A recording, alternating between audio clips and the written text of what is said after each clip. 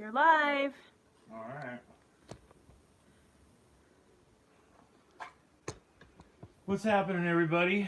Getting ready to start blasting away on this.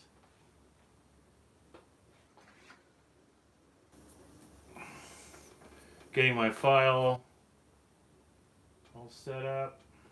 Why? All right, so I'm just going to do this. Waiting for says you're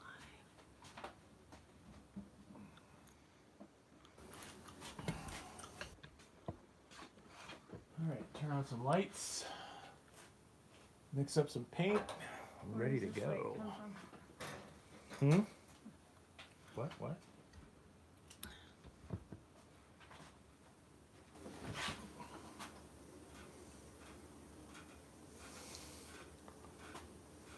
All right. I just gotta notice that you're live. Oh, how nice of them. Why?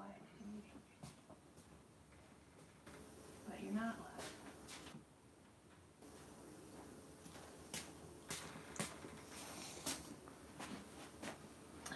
All right, I'm mixing my first color up here. It's a concoction of some white, a little bit of blue, a little bit of black, and what I'm going to get is kind of like a dull bluish gray that will start with my. I need to get my airbrush hose behind you. All right. Good morning, everybody. I'm going to give this a crack. So, got everything set up here. Going to be busting out some top secret tools today. Got two people. All right. This says 7 and we're live, but I'm not. Good morning from Fort Lupton, and that is Brian Simpson. Good morning, Brian. If you want to bring the camera over, die off to the side here, we're gonna probably just like pan in here. As long as I can see, let me see, I can move this over. Yeah.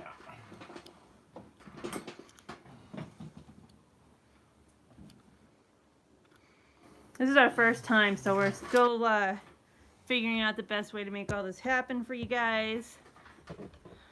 Yeah, first time using YouTube Live. We finally have got enough credit points on there to bring us up to speed on their platform. So what I've done is I've got the vinyl laid out. I've inserted the pickups. Now you have to tape around them towards the base of the pickup sometimes in order to get them to stay in place properly.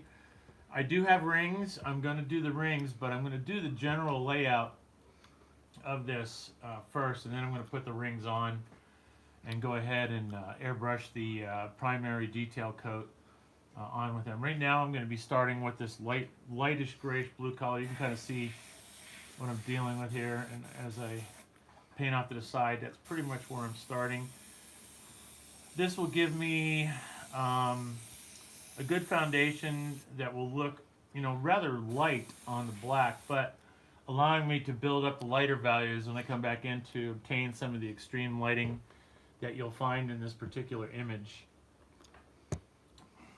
Maybe I could put my phone up here so people could see the image at the same time.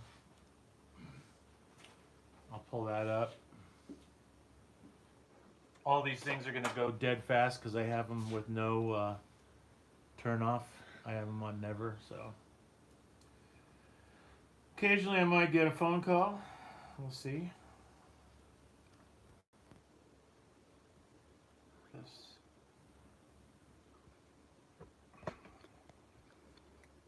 Download this. Save image. And then pull it up.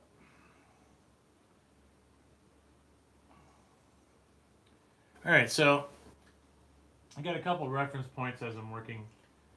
I find that the video works real good, or the static feed of the image, rather than printing these things out. I think that you'll start to lose some of the detail when you actually do try to print some of this stuff up just from the dot matrix of the printer. So the video is great. You can zoom in as much as you need, bringing it in as close as you can, but this image will only really allow me to get that far, which is okay. I can deal with that. I'm going to start here with the eyeballs. Usually start with the eyes on these things and just get them out of the way.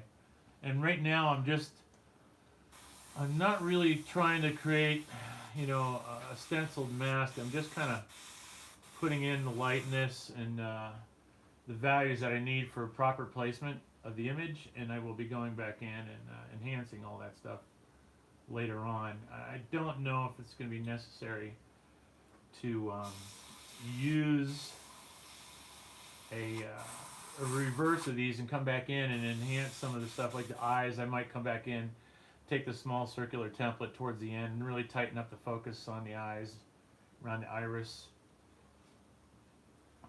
And let's see, we got that. Now I'll start. The tricky part is that you can probably not see any of these lines in here in the cut. And I just rub my dirty finger on this here. You might be able to see them a little bit better. What I'm going to do is just go around a section at a time and kind of isolate these little squares, just kind of airbrush them off. Then I'll come back in and actually render this considerably. So I'm going to start at the bottom of the nose, right here, and this is underlit, so meaning that the primary light source on this is coming from underneath on this, and the secondary is a little bit more ambient light from above and around.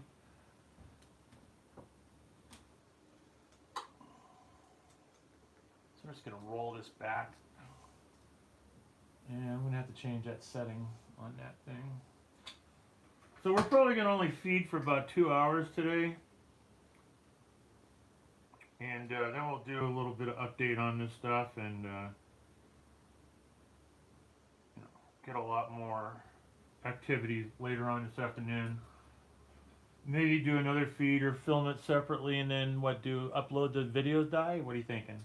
Yeah, we're going to do a pretty comprehensive detailing of this project. If anybody was around yesterday, Mike did a video on how he created this file that he's working with, and it was a Facebook Live. I'm going to be editing that, editing it down and putting it up on YouTube as a part 1 how-to for this particular project.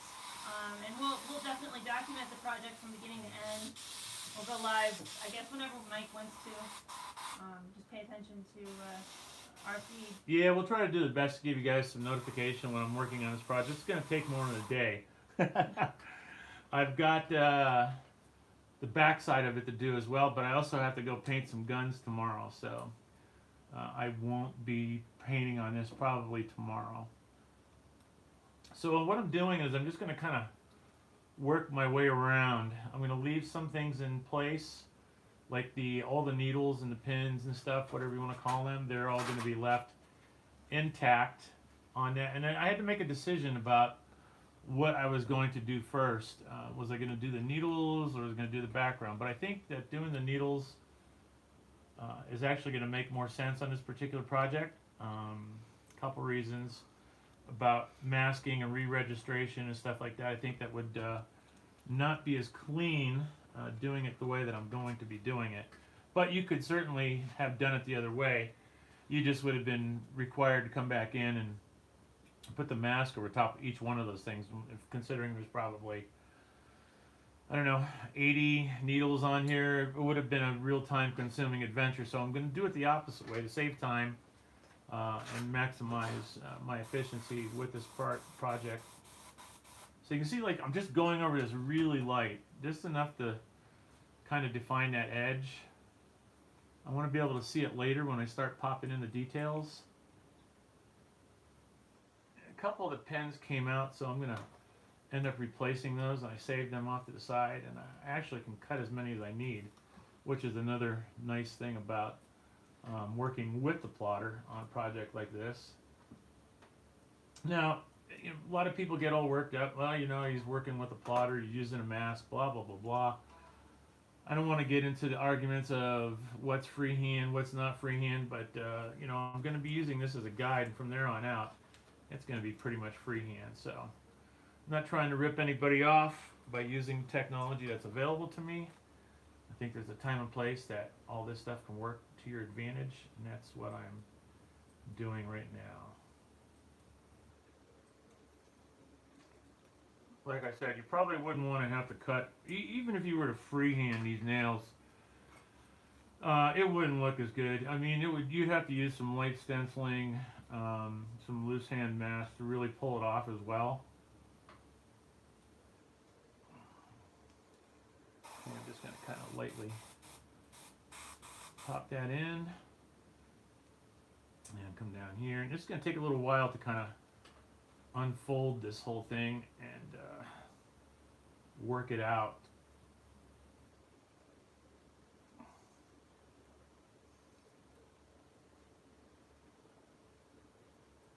And some of these vinyl pieces I'm not too worried about. And you can see I'm just ghosting these things in here.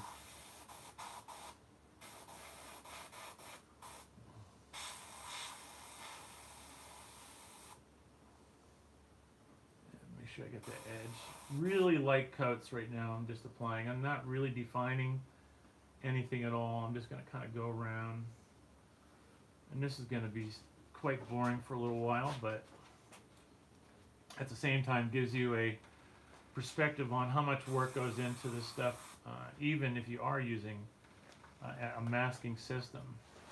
In fact, I've already gotten a couple of requests to do something very similar to this by a couple of clients, which makes me feel good about having done the vinyl mask, because now I don't have to do it again. I'll be able to just take my file and recut it. Okay, I'm going to leave that. I'm going to pull this.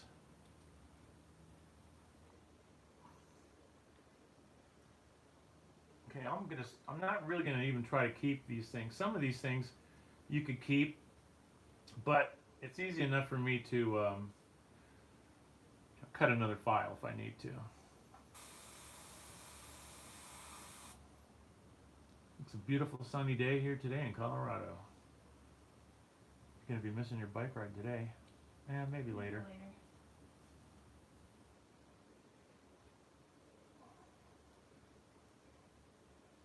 Volume could be louder. How do I do that?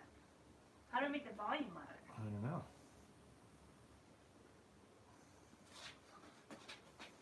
I thought I was yelling into this thing.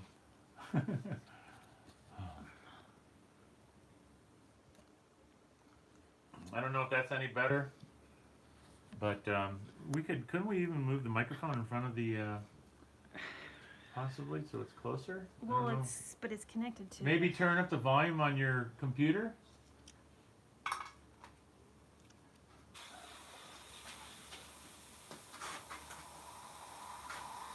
Alright, volume is fine. Okay, good. V is on. Who is? Svi. Oh, hey, what's up, Z? No, Svi. Wheeler. Oh, what's up, Svi?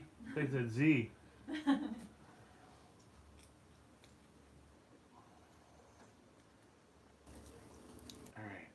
I'm just going to get rid of some of this tape on my fingers that's building up. Have to scrape it off the shop floor later on. It's going to be a lot of little pieces. Lots of little pieces. Alright, so I'm going to peel that. And I'm going to airbrush this in real lightly here. This will kind of give me a little definition on some of the, I guess, the slashes throughout the face. Kind of mapping them in for me as I'm going to be working a lot more diligently on detail here shortly. If you guys have any questions, go ahead and fire away. Diana's at the console today. Steve Leahy's on. Hey Steve, what's up, brother? Apparently I filled my cup a little too full. My cup runneth over.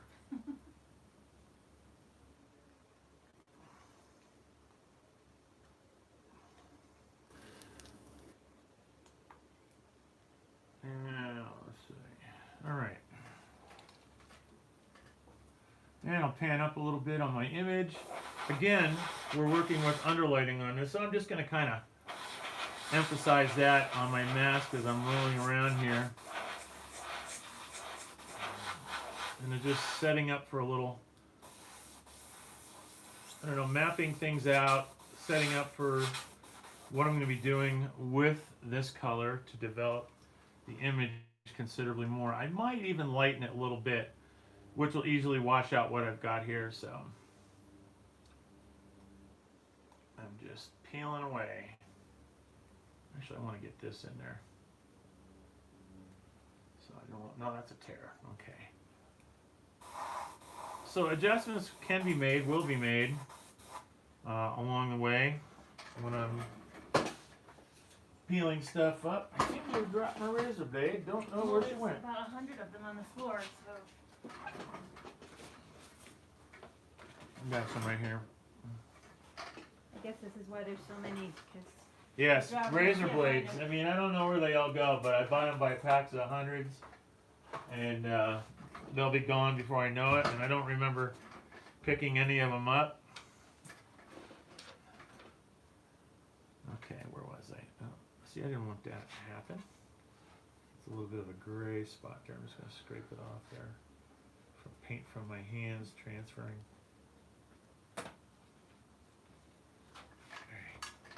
Before that happens again, could you grab me a paper towel out of the closet there, Di? Yeah.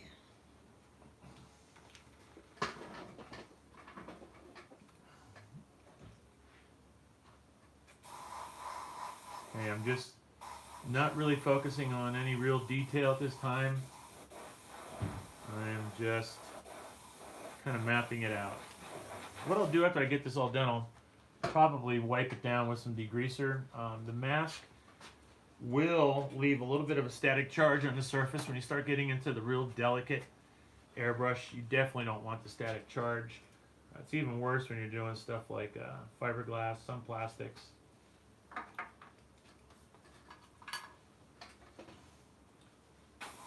I like working on black, as most of you know. I just like airbrushing on a black base. I like developing the light from the darkness. And it seems to come together for me more in my head visually than the other way, which, you know, is fine. If you wanted to start with a white guitar, there certainly wouldn't have been anything wrong with that on this particular project. And I'm just getting enough. See, I can just leave just enough of those edges in there that when I come back in, I can use those as a guide rather than feeling compelled to mask or tape. Some of the stuff you could probably do pretty nice with a brush. Some of these cracks and features in the face where the needles are inserted. More like a grid system that the makeup has. And then the needles are kind of like installed on the intersection of that. And that's what we were focusing on yesterday when we were doing all of the vinyl preparation and Corel Draw.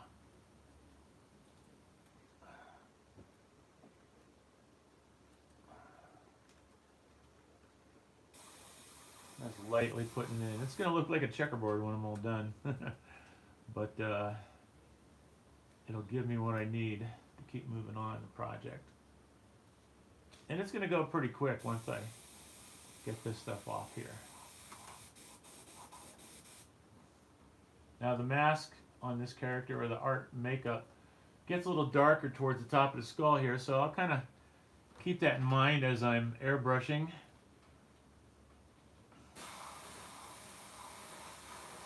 A little lighter on this side actually, so I can get a little bit more intense with my application. And I'm kind of just moving around here.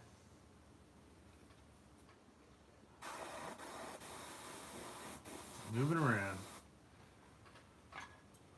See, many times I can tape my fingers up.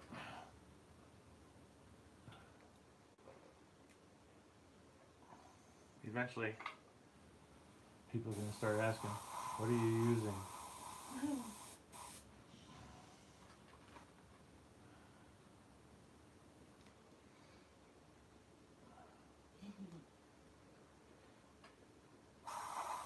You know, something else you could do with this, if you really wanted to spend the time, you could take these squares, put them back in like this, and, you know, make your edges doubled up, set them up a little bit more. But like I mentioned earlier, this is purely a way for me to kind of guide myself. I don't have to worry about pencils being embedded, or as far as pencil marks and stuff like this way. I have a tendency to kind of leave that stuff behind. The only thing you gotta watch out for, really, with this method is to not leave vinyl in your work. Don't leave your vinyl in your work. And try not to find it after it's been cleared. You know, just wait and get that all handled before you actually clear. But it does happen. It happens to all of us. But I'll double check everything really well. Oh, JB's on. Who? JB. Oh, hey JB, what's up, brother? The man's recovering from the COVID. Corona. Can't keep a good man down.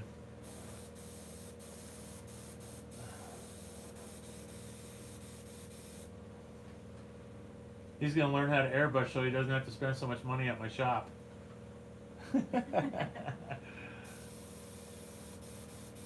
God damn it, I'm giving that learn guy a lot of money.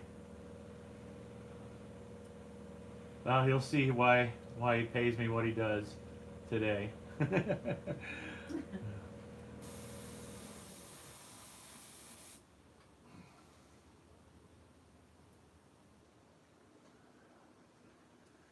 We can listen to some music while we work, because I probably won't be talking the whole time, but focusing on what I'm doing. If I feel the need to just rattle off a bunch of stuff, I'll throw it at you. If you guys have any questions, I'm happy to repeat myself for those joining the party later.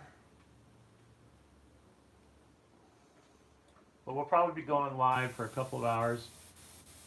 Notice I'm going a little bit lighter on this side of the head. And like I mentioned earlier, I'm going to be doing a lot more light work on this side of the head. I'm looking at the image as I'm doing this. I'm kind of getting a feel for, I want to get some volume to the shape prior to really going in and laying it out with the airbrush, doing the detail work. And this looks, you know, like a lot of work, but it really isn't. You're just kind of zooming around, peeling off pieces, and like I said, I'm not really too focused on creating a vivid image at this point. Little trees, lots of little trees. Isn't that pretty?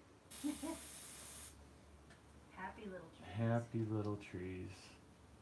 You can do them however you want. They're your trees. Your needles in your world. Create them as straight as you want, whatever size you feel comfortable with. It's I'm your... gonna go get your Bob Ross wig. And it.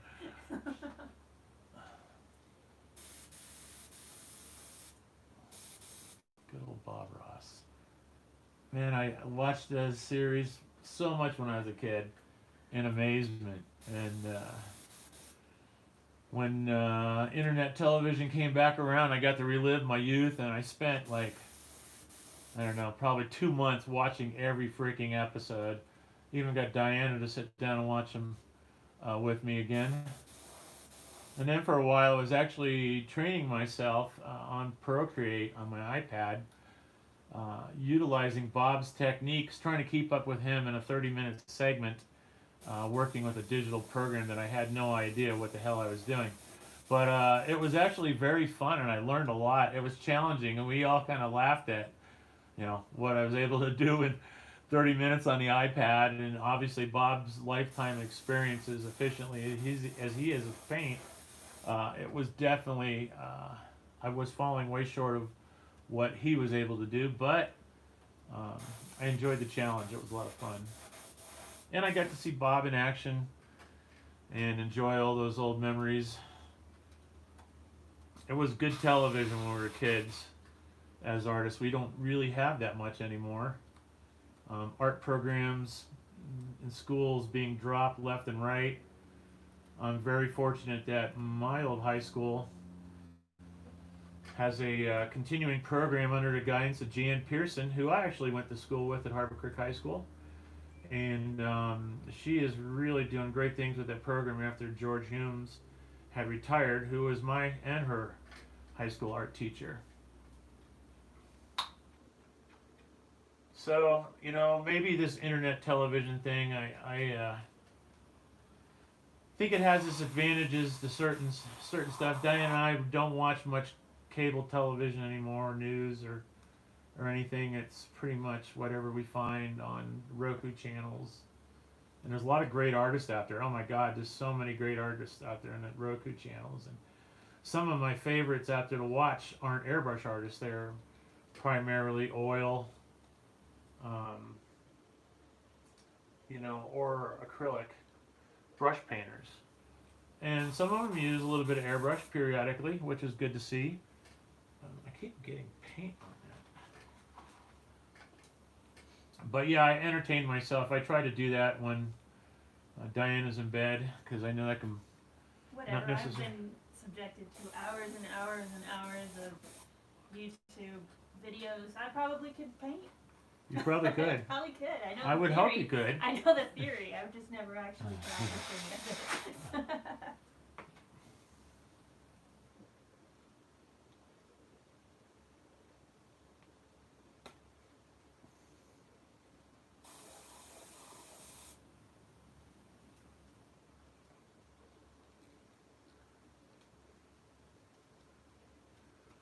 So, trying to pick a good time to do this stuff. You know, my schedule is really kind of all over the place anymore. Got so many different things that I'm doing to really be able to stay focused on one particular project for any immediate length of time. Enabling me to do this is rare and quite awkward to schedule, to be quite honest. I'm always seeming to put out fires rather than stay on course, but for the most part, it's been good regardless of whatever it is. We've been fortunate that during all this COVID stuff that I've been staying as busy as I have, and strangely, when people are sitting at home confined to their place, they oftentimes have nothing to do but play their guitar. So despite having lost a considerable amount of accounts this year that aren't touring, been pretty decent, and having Diana, you know, handle the marketing and stuff these days has been good, and having a lot of success with that. And this whole YouTube thing is going to be a part of that as we develop our own ways in which we reach out to people. Facebook Live has its place. I think it's somewhat limiting for what we want to do, but we definitely utilized it while we could. And so we were fortunate to have the assistance of Matt Flaherty down at Texas Toast to basically piggyback me onto 1,000, was it 1,000 watchers we had to get? That opens up the next level. We get one more level to go before we can really go crazy. And Right. that's the number of hours watched. So We have to have 4,000 hours of Yeah. combined watch material. yeah. So when we get that, then we're really in. Yeah, then we get that to, opens up the whole rest of the suite of Yes. marketing goodies. we get to do a lot more. And there's a lot of great videos out these days, and a lot of great substance out there on the internet. I was really a downer on YouTube. I'm going to be completely, honest with you. When I was younger and interested in, the internet and stuff like that, I kind of laughed at the notion of YouTube and, who wants to sit around and watch a bunch of people's homemade movies? And then because people are jackasses a lot of times, and of course I can fall into that category as well. But I think that YouTube, especially when I was playing in a cover band, the funny thing of it was like learning how to play, particular songs that we were learning. It was easy to find an 8-year-old Japanese kid playing it proficiently on YouTube and learning the riffs from some young kid. Sometimes they weren't quite right, but it was a good start oftentimes. And I think that's when I really maybe opened my eyes up to the whole YouTube thing and gave it a little bit more of a chance.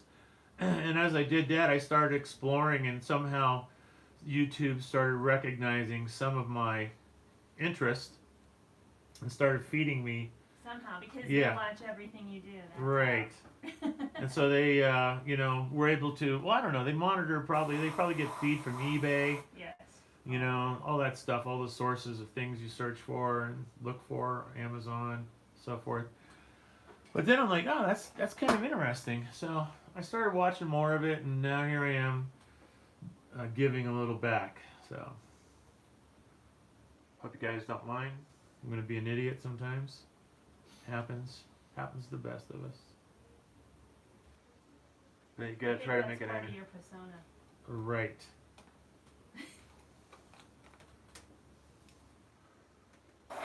Alright. I'm almost done with this particular aspect of the mask. I'm going to pop in the teeth here real quick. The only thing I'm going to be leaving behind are the shoulders and then the needles. The needles will stay until the very end. They will be the last thing that I do. And for those who weren't around earlier, the reason why is because it's going to be easier for me to come back in and isolate those little guys with the work being done around. It's going to be a lot of contrast. Some of them require some white. I can use some loose shielding to define some of those edges, but most of the airbrush highlighting will be done with my detail airbrush, and I can get right in those and not have any real need to use any masking source to protect. There'll be that much development going on around it that it won't be needed.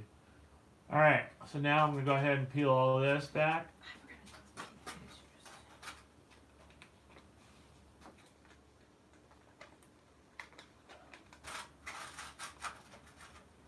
And it's easier to get some of these smaller details out without peeling them up if you kind of come back at an extreme angle against the direction you're working.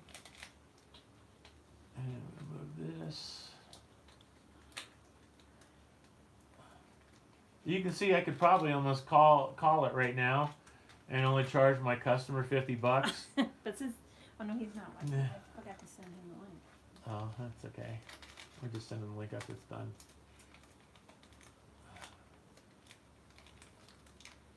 Customers are great with this stuff too. They love to be able to watch, and future clients, they get to see the level of work that goes into the jobs, and it gives them some understanding of why things cost so much at times. And other times it scares them away. And they're like, oh God, I can't afford this guy. He's got 50 hours into a paint job on a guitar. Well, it's not ever that bad, quite honestly. Very rarely. I've had some 30 hours, but never anything 50 hours. JB has a couple doozies in his collection. They're quite time consuming. I'm going to leave that shoulder down. And then I'm going to come over here, peel this up.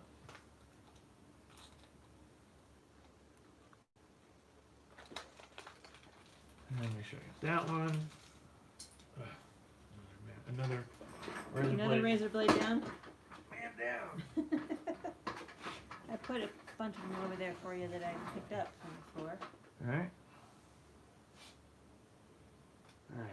So some of these little elms are just hanging loosely in the trim cavity. We're not going to sweat them. We're not going to worry about them. They're just going to hang out and enjoy the ride.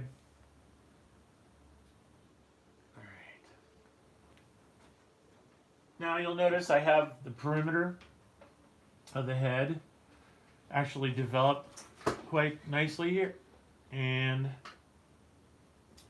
all the pins got a lot of the indentations and indication of the grid system on the skull. Needles all kind of coordinating with that. Oh, I'll take this, pull that. Yeah. So this is the image now I got. What I'm going to do now is do a little bit more focused work. Focus is the key word. And then, I don't know if I'm going to put this down here where the best place would be. This is not staying up there all that well. I don't know if I can turn that. No, I can't. No, that's not gonna work. Yeah, I can slide it in here in the end. I think it fits in here. Oh, that's perfect. Yeah. Alright, so I'm going to use this, and I also have my iPad set up over here out of view, but damn it, that image is just so small. It only goes so large on there anyway. So, let's go ahead and start with this detailing session. I'm going to first kind of feel out what this is going to, how it's going to produce in its full application at 100% opacity. I want to kind of get a feel for that. So I'm going to start with some areas.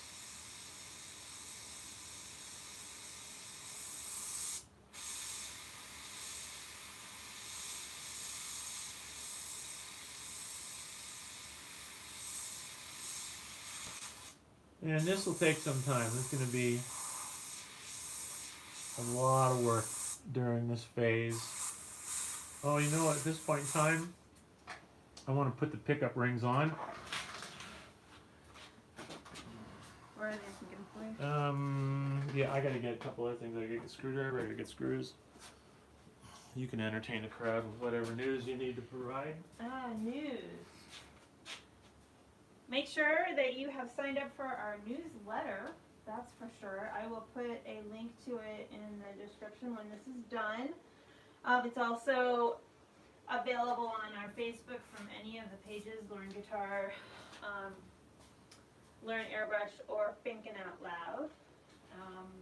Check out our merchandise page. Again, you can get to the links from that from our Facebook page or from the website. Also at MikeLearn.com, if you haven't signed up for the newsletter, a little thing will pop up and ask you to do that. We got a lot of stuff coming up, some new programs. We're going to be doing a lot more with our Facebook Live channel. We got some new products coming. We got some really cool announcements very soon, and then within the next couple of weeks. And if you would like to be the first to be notified and get some extra bonuses, you need to be on that newsletter list. Yeah, lots of fun stuff happening. I'm actually really giving away the secret today, but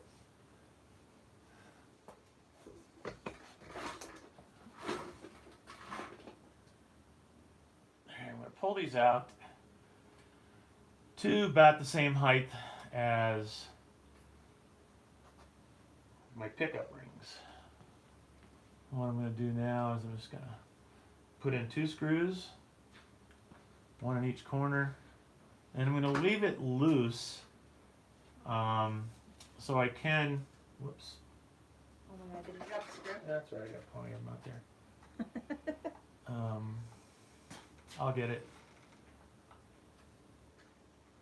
I'll leave it loose so I can peel it up, and sometimes it's nice to be able to let some of the color blow back underneath there so you don't get any kind of lines around your rings, which doesn't happen too often. It only really happens when you have guys who send you guitars that don't have the pickup rings mounted or drilled for, and that can get a little tricky. Then you end up having to basically do it yourself. And depending on the pickups, like an EMGs will sit rather tight on the ring. It's not that big of a deal. But I personally, with the guitars that I build, I utilize a pickup mounting system that I designed and have a patent for, and it allows for a direct mount, an adjustable direct mount that allows a lot more vibration and tonal qualities to come through on the pickup, from the pickup. And it's been working and selling really well. Like You know am I wrapped up still? I unwrapped you.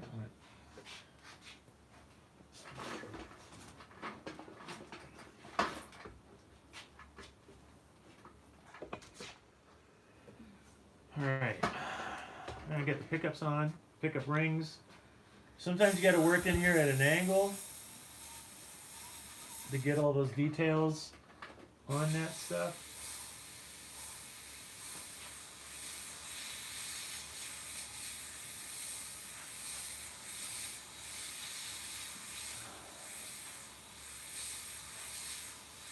And then you'll see I'll start building in quite a light value.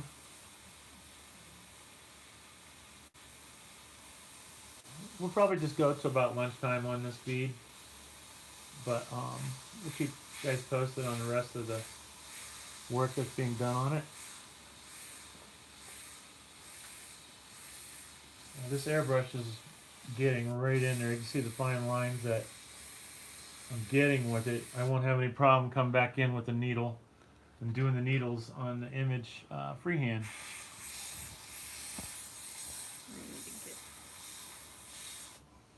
Get some close-ups here before too long.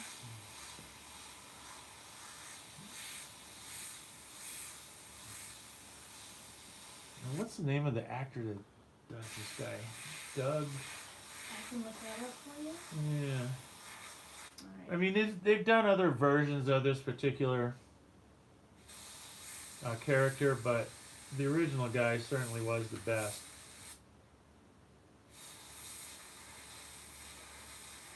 It's funny when you see guys like that who do these great jobs performing in these horror movies. Then you see them in some kids movie later on. You're thinking that's kind of odd, but this guy is actually a great actor.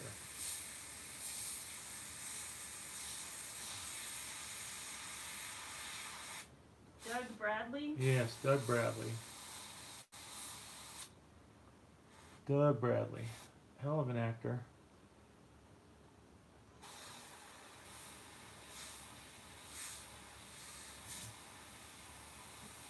I think he's still with us.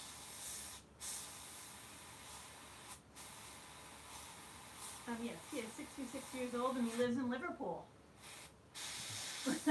Right on. Wikipedia? Yes, Right sir. on. All right, we have a question here. Alright, go ahead, fire away. For the aspiring artist or custom painter, what are your thoughts on flat rate prices versus custom prices per job? You know what? People will very rarely let you work per hour. I mean, on a job, they want to know in advance how long it's going to take, and it's only really going to be time and experience of knowing your own ability and capacity to, you know, estimate things properly. I think that I don't think it's really fair for somebody who just started airbrushing, you know, last year, or maybe charging the same rate that I've been able to obtain after 40 some years of airbrushing. I think there's going to be that to deal with. You're going to be, but that also puts me in a more handicapped market when people are just simply basing their work on their experience and stuff like that too. So that works against me as well as maybe in my favor. Some people like to think that maybe they're getting what they pay for. That's really something I couldn't tell you because I've never really paid for airbrush work.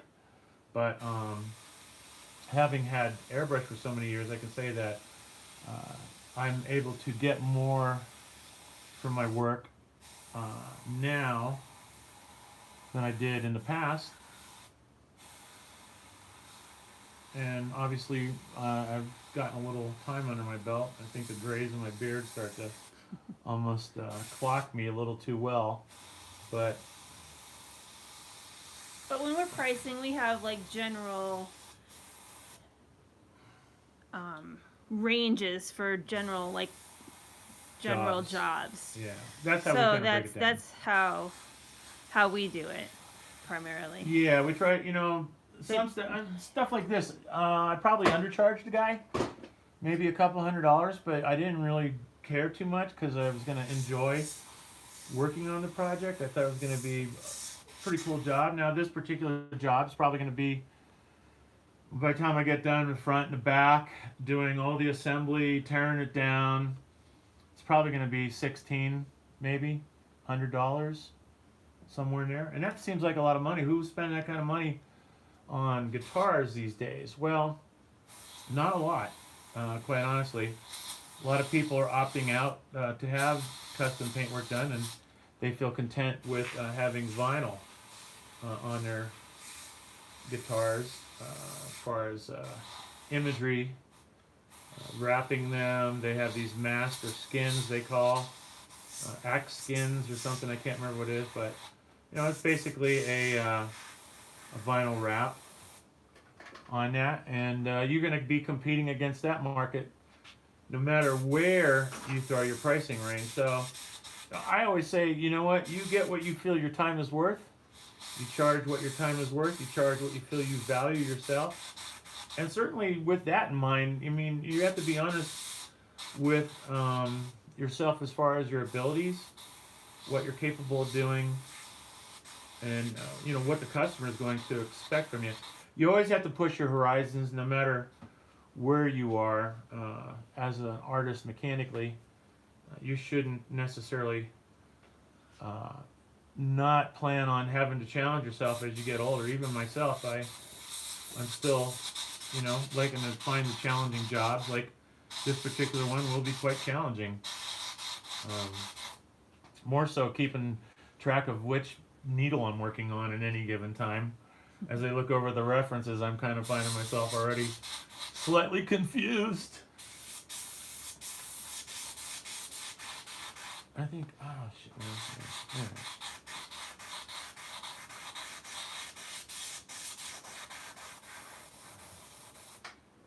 So you can see the image is going to start coming together here, and I think I might take it off the tripod here shortly and get some close-ups. Alright. I'm going to wait till you work on the other eye because it'll be a better angle for the camera. Alright.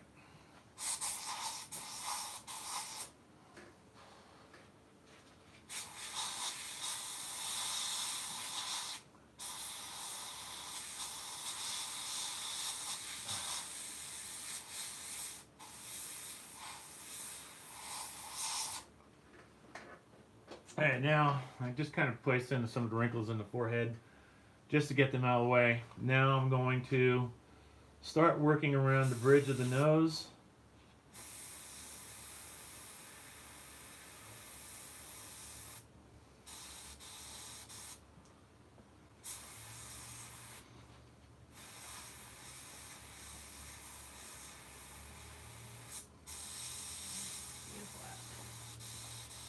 Beautiful, beautiful. Yeah, it's a nice sunny day here.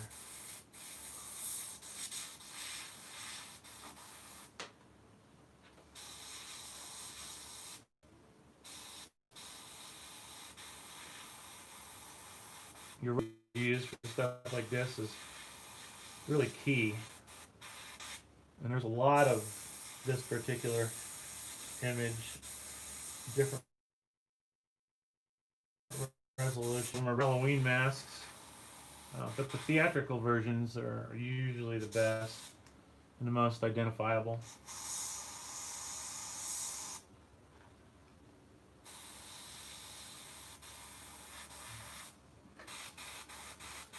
When you have to do these pickup rings, you'll notice I'm having to kind of come in at an angle. Otherwise, all you do is get some oversaturated air spray and deflection from the airbrush. So you want to make sure you're kind of working in at an angle on a lot of this stuff.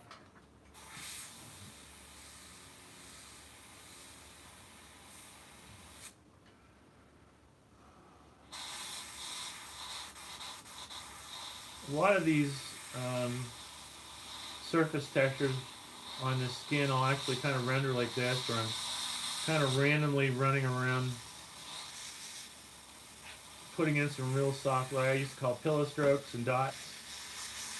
Basically it's pointillism with an airbrush, but in a softer application, and all I'm doing is really setting up some of the texture that goes in to the design as I'm getting closer to being finished. And as I did on the sides, I have to kind of, I think after lunch, I'm going to do a little bit more as far as the image. My reference, I'm going to take the original non-edited version and send it to myself.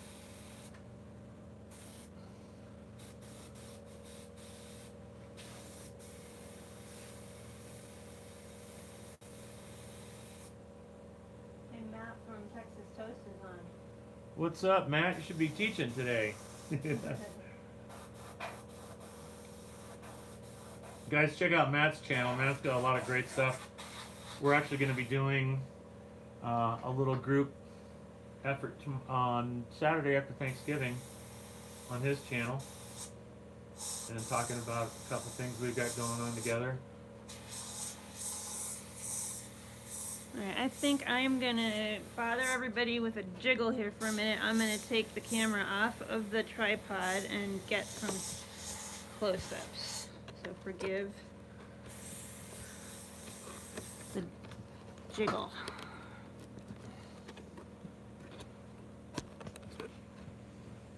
Why is it not coming out smoothly?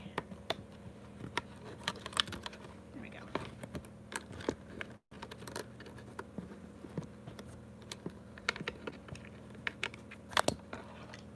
Alright.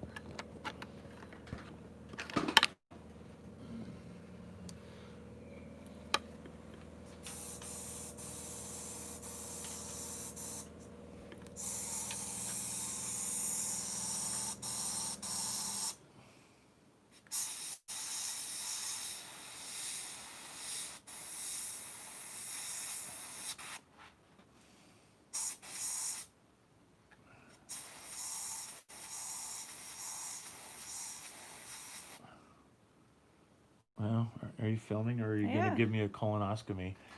You're like right up. That's good. I can still move there. I was trying to give him something else. Look at that.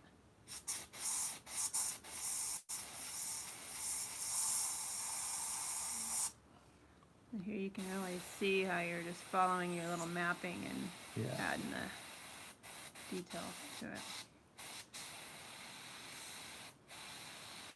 Yeah, and I'm really kind of same time mapping it out still with the highlights.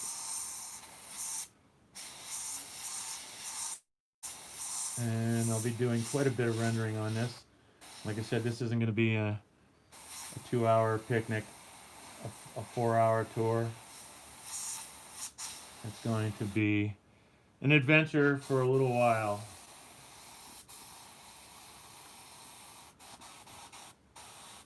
And looking over at the references periodically. You need to create something that will hold that iPad as part of your easel, Yeah. like an additional. Yeah, I have seen stuff like that. I haven't seen anything that necessarily clamps directly to your easel, but I'm sure it's out there already.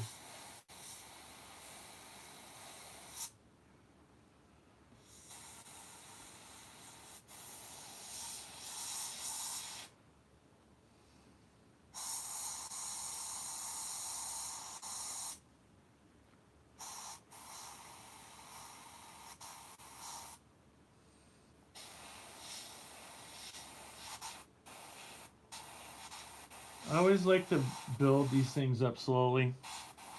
The values. I try not to get too hurried with them or go for a direct opaque application. I generally, even if it's going to be at full application, I'll start to map that out, but slowly bringing them up is how I'll approach all this stuff. Hal Lou is on. Hal, what's up, buddy?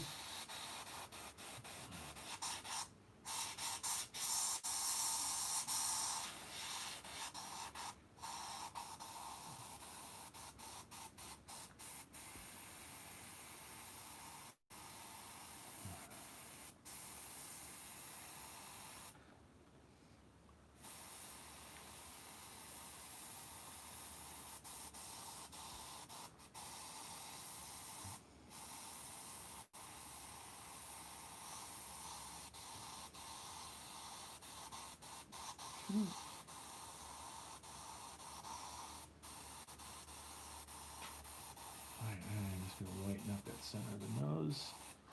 I'm going to start putting in a little more paint here. Develop this crack.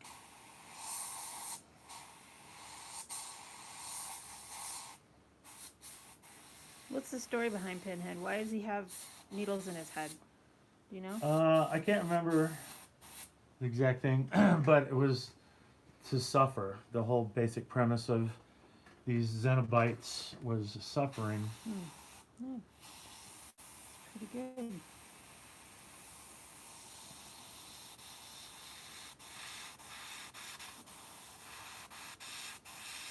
Yeah. Although I have had acupuncture, and I didn't quite look this bad, but I think it'd still be quite painful. I think the painful part was when they actually showed him getting sliced up before the pins were inserted, if I remember correctly watching the movies. I haven't seen one in so long, I don't even remember. Doug Bradley. Great actor. You gotta wonder, a guy who's such a good actor, how did he get stuck doing a spot like that? But like I said, I've seen him doing other things, and he's really an amazing actor. It's a pretty good franchise. I'm sure that was a... Oh, big stepping stone for Yeah. him. Yeah. Huge. Huge. Oh my goodness. All right, who could it be now?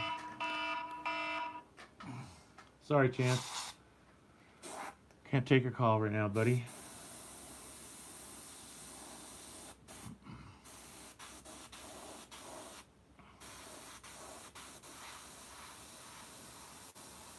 It's a very complex layering on this.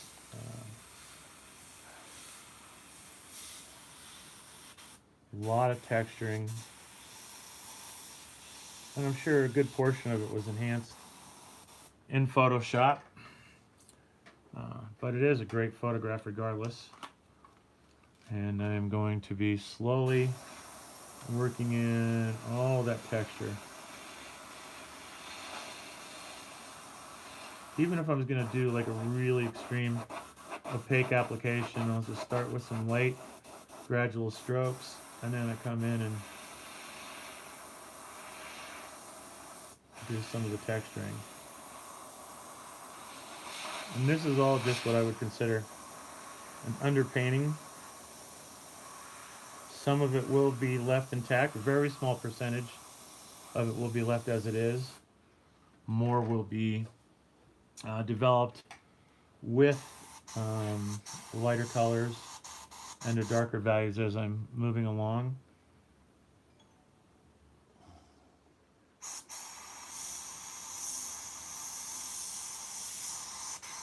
So now I got MeWe on my iPad, and it's almost annoying with I gotta set the notifications off. Seeing, doesn't do it on my phone, but my iPad constantly pinging. And I'm going to just start to get a little bit more light in here.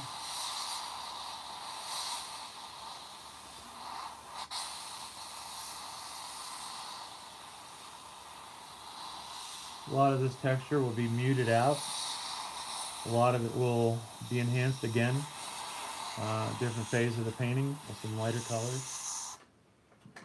Again, I'm starting with this color here. Even though it might look like I'm using white on the painting, it is actually a, I don't know, what do you call it, a light dove gray, somewhere in there. A little grainy. Is there a little green in there? No, a little blue. A little blue? A little blue. Yeah. I'm trying to get some of the cast from that background already kind of like built in.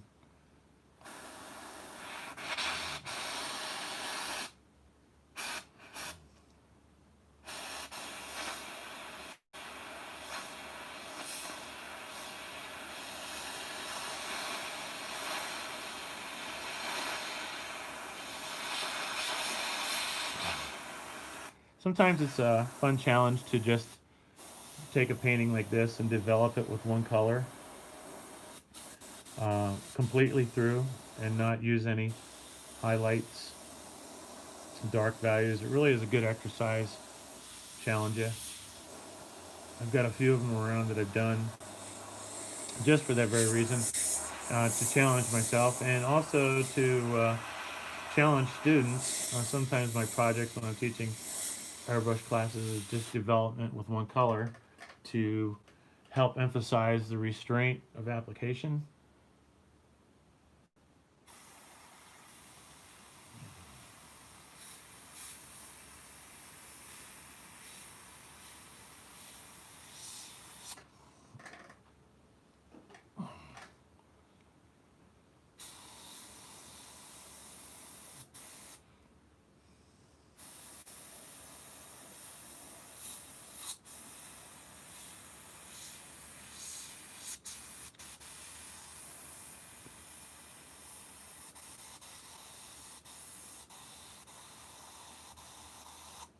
This little Mac valve's kind of nice.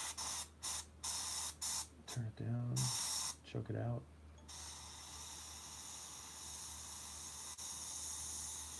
It really helps with some of that little dot stuff there.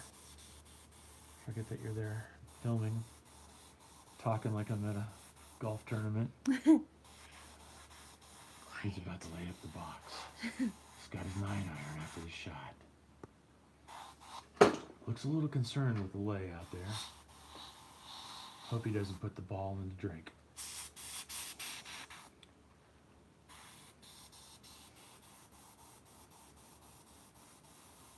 Let me see, I'm slowly building up that nose. And I like to buzz around the painting a little bit, work here, work there. Mix it up a bit. Yeah. Get bored in one spot. Not necessarily bored, but more allowing myself to observe a gradual progress rather than staying immediately focused on one area. OCD? It's a bold strategy, Cotton. Yeah.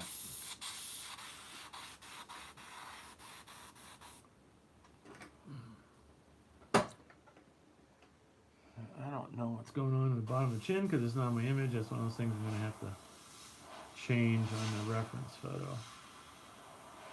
Because I have it mocked up on the guitar, in the shape of the guitar, so the customer can see it. But it's eliminating a good portion of the chin. You can see I'm just kind of squiggly lines, dots, pulsating, almost like I got nervous disorder with my application. Probably nervous.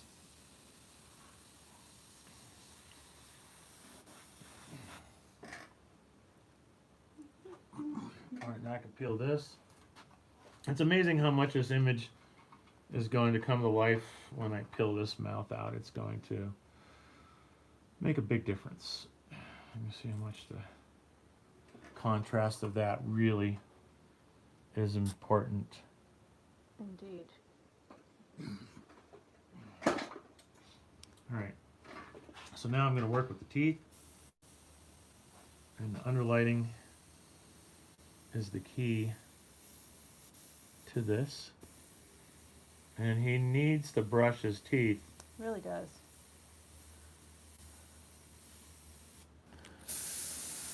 Right now I'm just focusing on getting that light on the bottom part of the lower gum line and where the teeth meet the gums.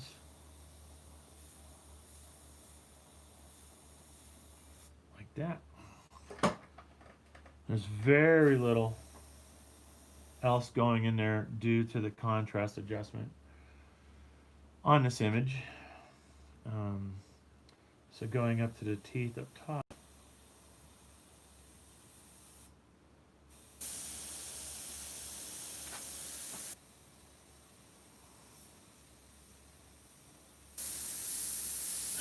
Fade that a little bit out as it goes towards the gum line, so it's going to stay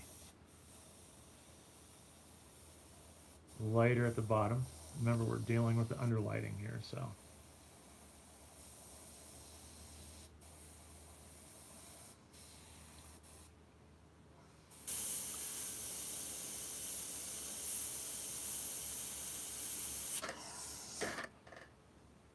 All right, I'm going to start working in this area now.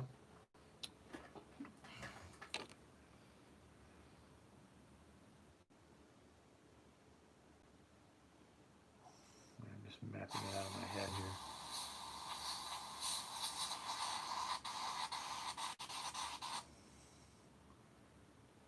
I seem to be missing one. One what? One needle. Oh. One small needle. And I caught that now, then later. I think that got lost in the transition of the mask from body to pickup. There we go. Oh yeah. It's a good thing you had that extra needle lying around. Got plenty of them. Yeah, that goes down to there. That goes down to there. And that goes back up there. Yeah. So I'm having to kind of acquaint myself with some of the geometry here. Get that established back in there. So those points are important because you're going for a likeness. If you were just making a monster, it wouldn't matter. Yeah, it probably wouldn't really matter, but Yeah. excuse me, it makes sense where they're installed on this particular session of needle infliction of pain. It actually makes sense with all the grid work, so I'm going to try to maintain all that.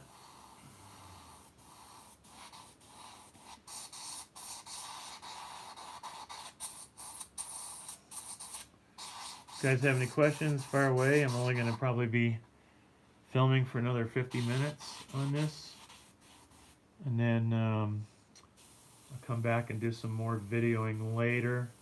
Probably won't do a live feed though. We'll probably just film and then supply access to that later on. So you can see I've got a lot of things going on. And I think it really starts, even when you're working, you need to kind of like step back and away from it. Just to kind of give yourself a better overview of what's going on, what you're trying to create as far as the impact of the dynamics and the light. And you can see I still haven't really gone into full application yet. I'm getting close to it, right about there, and the nose area there too.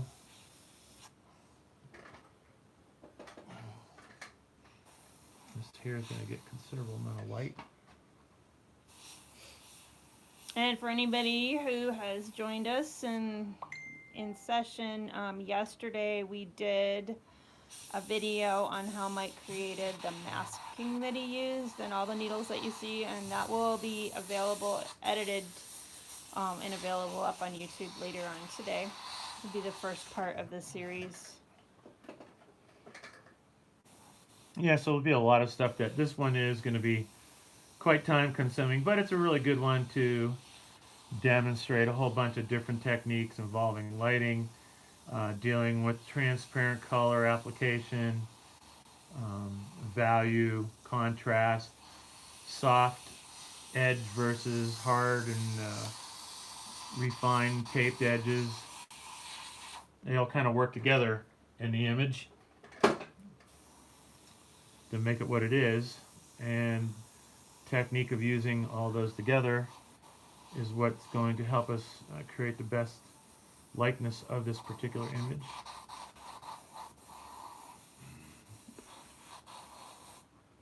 So as I am doing this, I'm stepping back, kind of leaning back, and I'm looking over, come back, look at my work, look at the reference, and I'm wanting to make adjustments here. I'm going to open up this window here.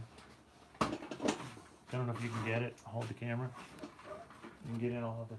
What do you want? Open that window. Oh. Actually, no. Let's open this one behind us. Okay. I'm still gonna need you to hold the camera. All right. Oh yeah.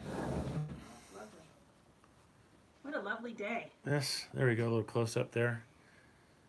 See how the pins all kind of set up the direction and the circular shape of the forehead. But anyways, it's starting to come along. Happy with the way it's working out thus far.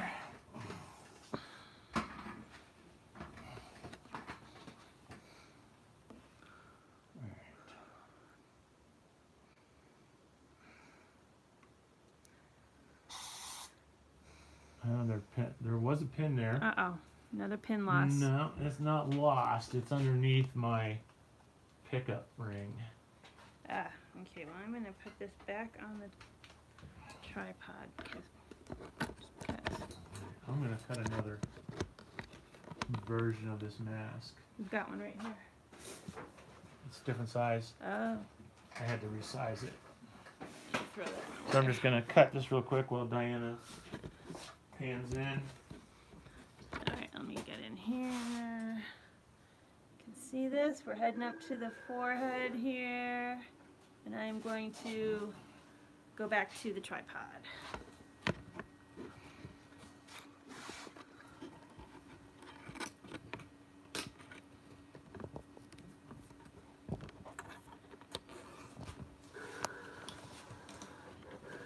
Alright, so as the plotter does all the cutting of the second mask, I'll get back to this. I'm going to have to close my phone because it's dying.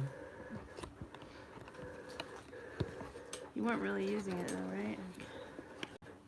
I think it might have just lost the signal for a minute. Huh.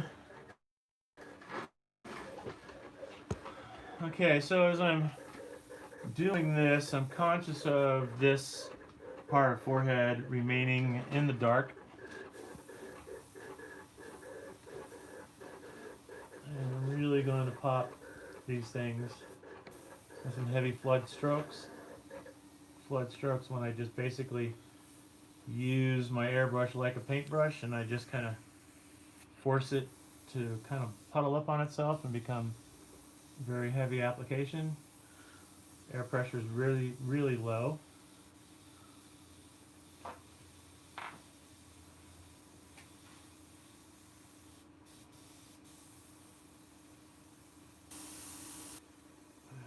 It's going to be almost white over in this area when I'm done, but because I am using this slightly gray color, it gives me room to do some development, really not having a subtle value difference.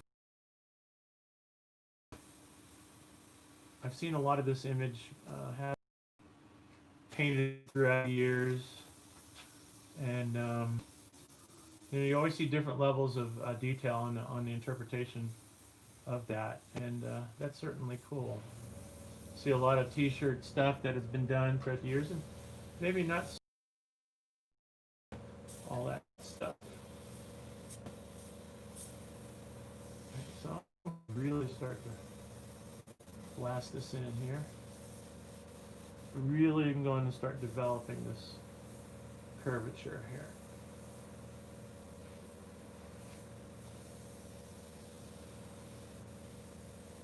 And it's going to happen pretty quick, actually, with the light color.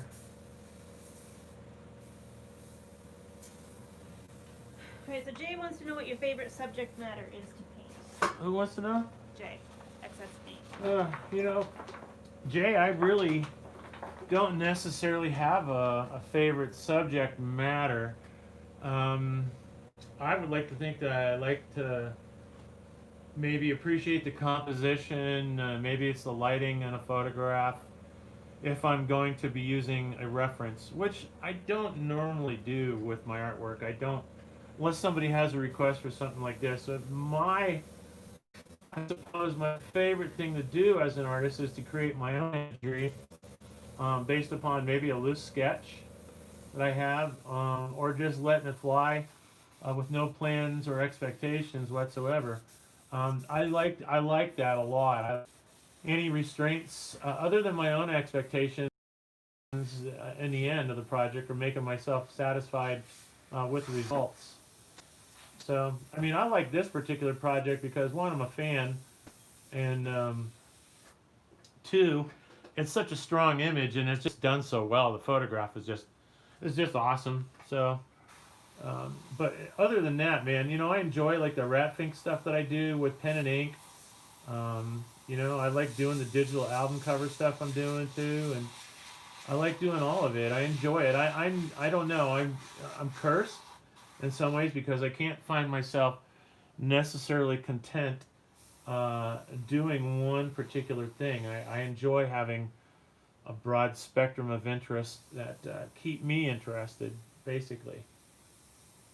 And right, that's about it. That's a long answer for a short question, but I think I needed to kind of spell it out a little bit before I just said this or that.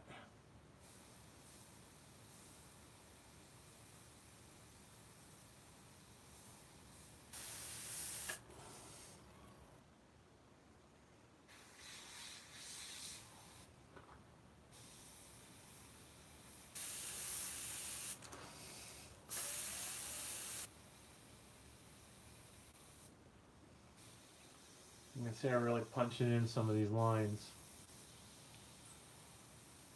I'm putting it in there. I'll do some of the development of texture and all this, kind of spread it around. I want it to be balanced per se, and I don't want the texture just to be existing in one area.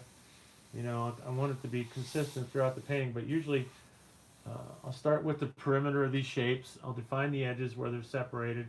I'll come in and I'll do a light value over that, like I'm doing right now. I'll just come in here and I'm going to look at that edge on there, and I'll have a chance to do more adjustment in that when I get into my darker detail colors and stuff.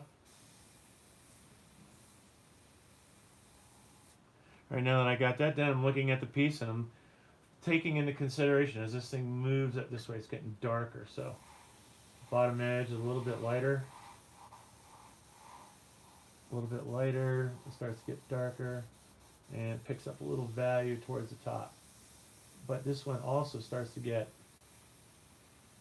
a little bit more darker as we're getting towards the forehead. So I want to make sure I get all that kind of embodied in it.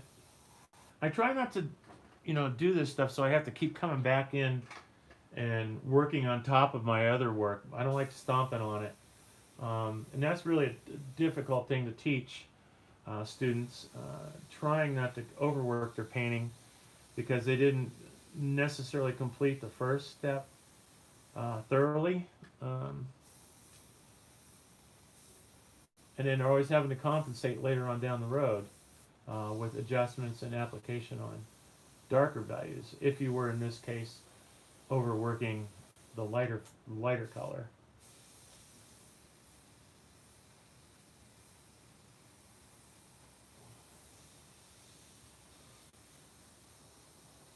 Alright, I'm going to get this edge up here. I'm going to have to do some of this after I get the reference. I'll go as far as I can with this reference, and then we'll break for lunch and go from there.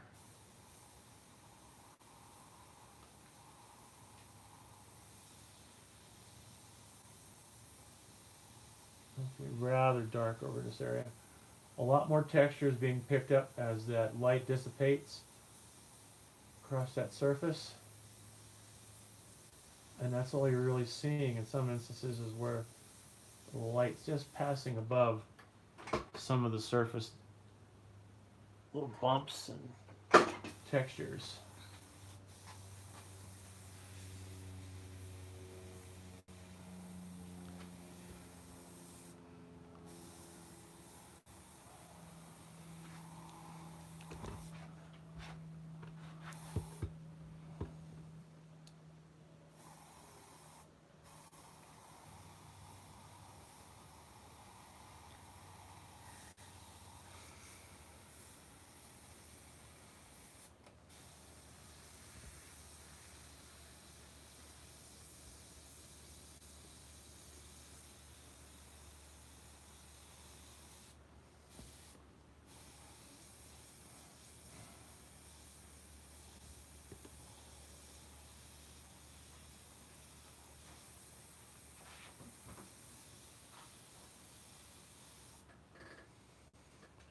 And I'm developing a lot of the forehead wrinkles and that stuff right now.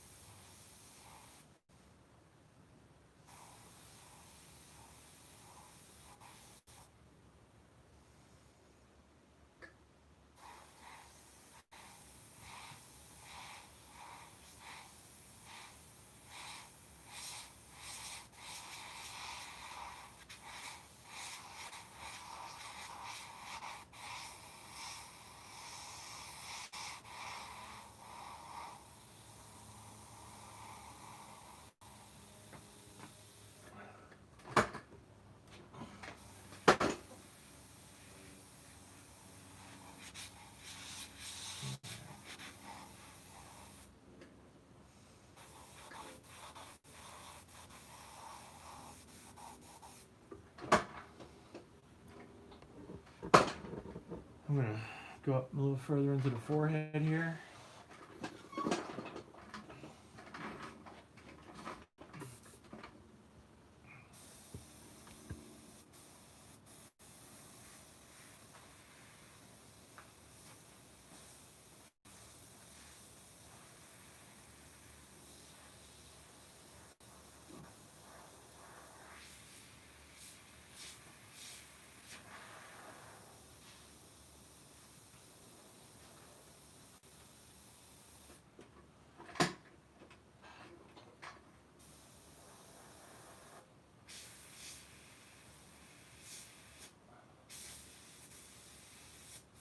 A lot of blues will actually be established in the next couple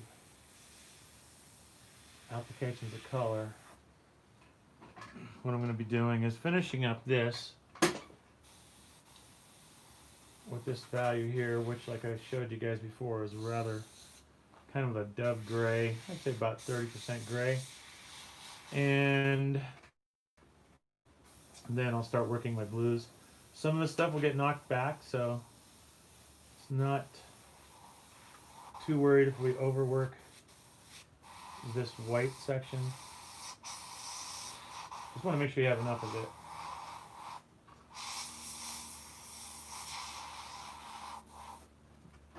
Alright, and then I think on this side of the head, I'm actually going to start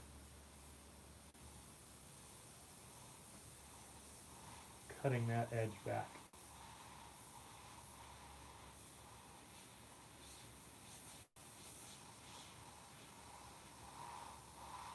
There we go. And you can start to see that's makes a little bit more sense in comparison where we have on this side of the edge, we have much more contrast of light up against the background color, which would be pretty much a solid application of blue. But over here, it just kind of helps feel this edge a little bit more as I continue on with the project. So I'm just going to go around and tune up some of these shapes. And add some texturing here and there.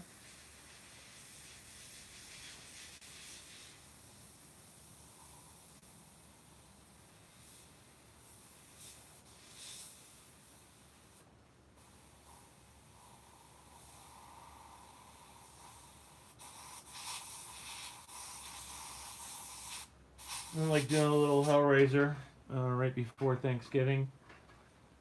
Have an opportunity to redeem myself. Thanksgiving. This is a pretty brutal series of movies, though. I mean, when it first came out, I was just like, oh my god, that's hardcore. There was a definite shock factor to it. I think,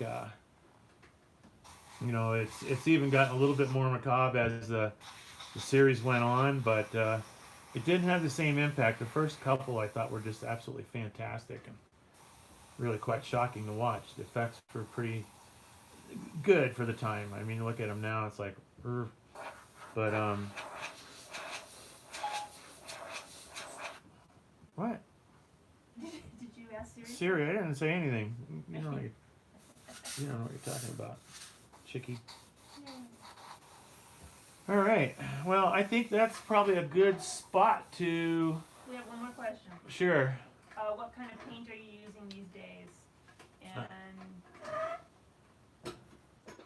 what are your thoughts on the tripling of solvent-based paint over the last few years? The tripling? Yeah, I don't know what that. I don't know what it means by What paint are you using these days? Right now, this is a matrix base coat here, but I'm using more Tamco base coats. I'm waiting for a new shipment to come in to update. I am using the Tamco clears on all these guitars. I really like them. There's a lot of different options with the materials. The fast clear, the 2104, which I use a lot.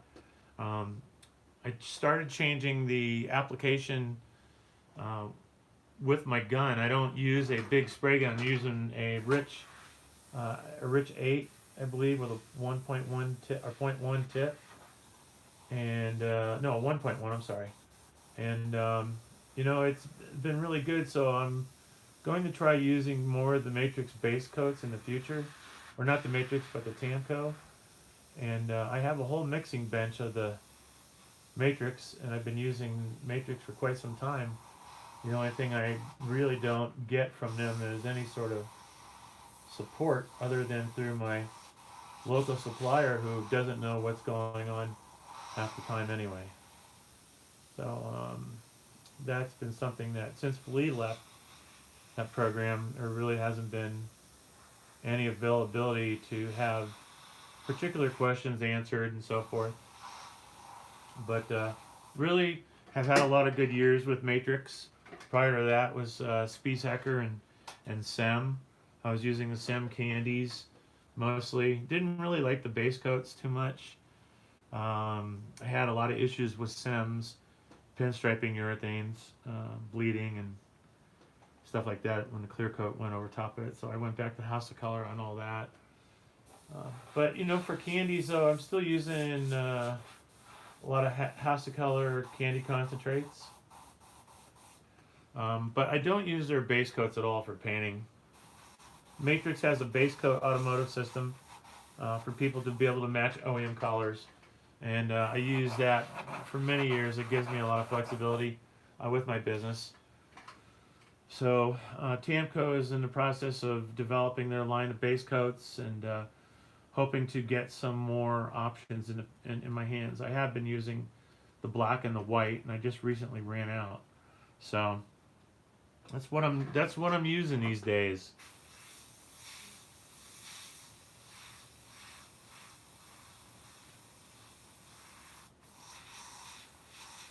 All right, I think that's a good point to call this video right there.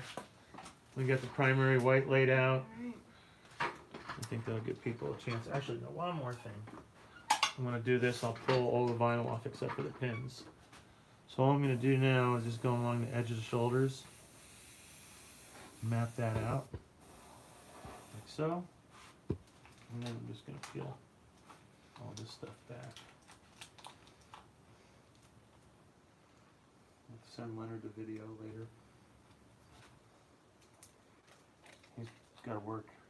He's got business to run. Yeah. He has to pay for his guitar paint. Yes. All right. All right, awesome. So we will.